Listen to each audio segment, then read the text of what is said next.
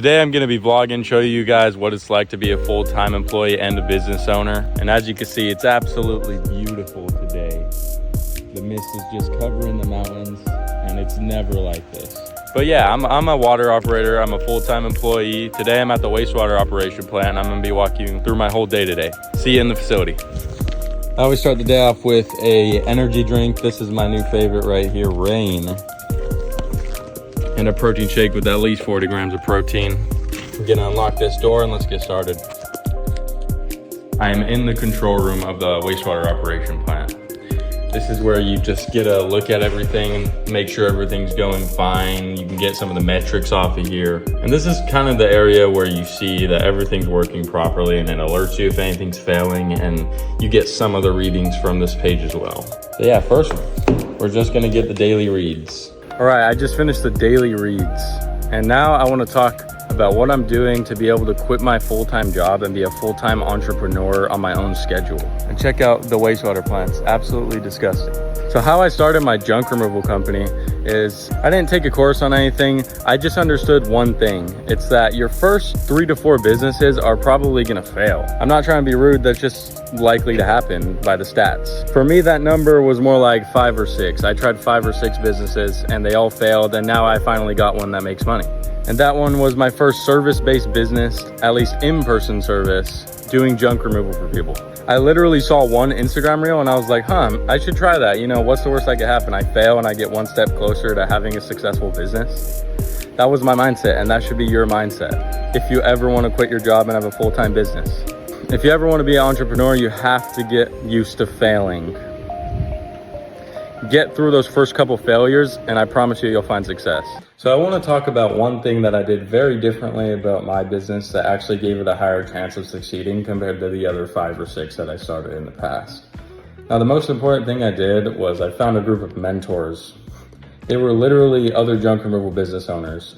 So I joined this Discord community. It's called JT Junk Solutions Community. You can look them up on Instagram. But they have a free Discord community of only junk removal business owners, and you could ask whatever questions you want.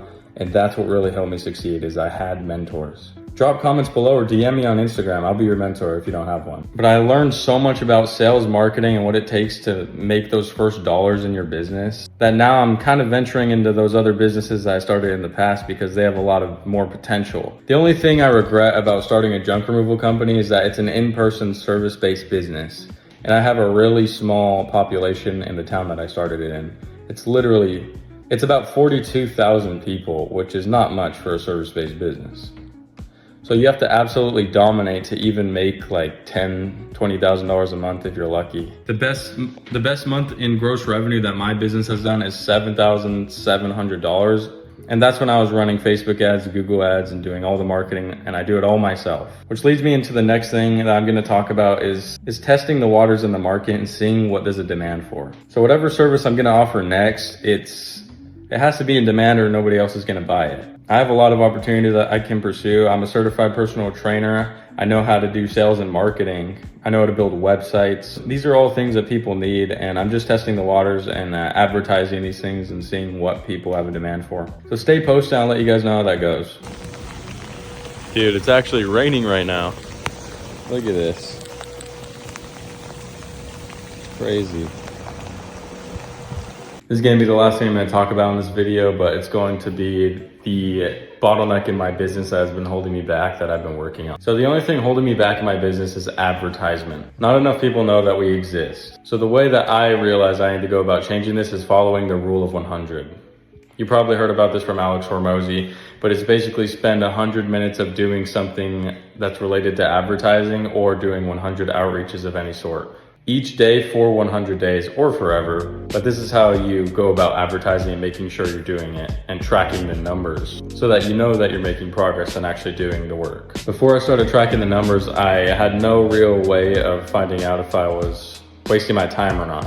But if I know that I'm doing a certain level of work, I should be getting a certain number of results, or I'm doing something completely wrong. That's why it's really important to track your numbers. This goes for anything at all, whether it's business, fitness. You should always be tracking your numbers in anything related to your goals. That could be your grades in school, your health, or even your business.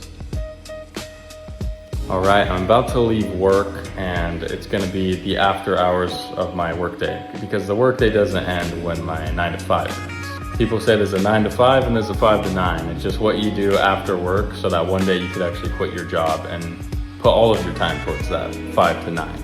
I don't think it sucks just because I love working and I pretty much love what I do, but a lot of people would think it sucks and they're like, you work too much, or I would never do that. I'm willing to give up my freedom now in order to have ridiculous amounts of freedom later. And that's something that most people aren't willing to do, and that's okay. You just gotta make sure you're not wishing for a different life and not taking actions to get the life that you want. That's how you become unhappy. It's like comparison. You want this dream life, but you're not actually taking action in order to get it.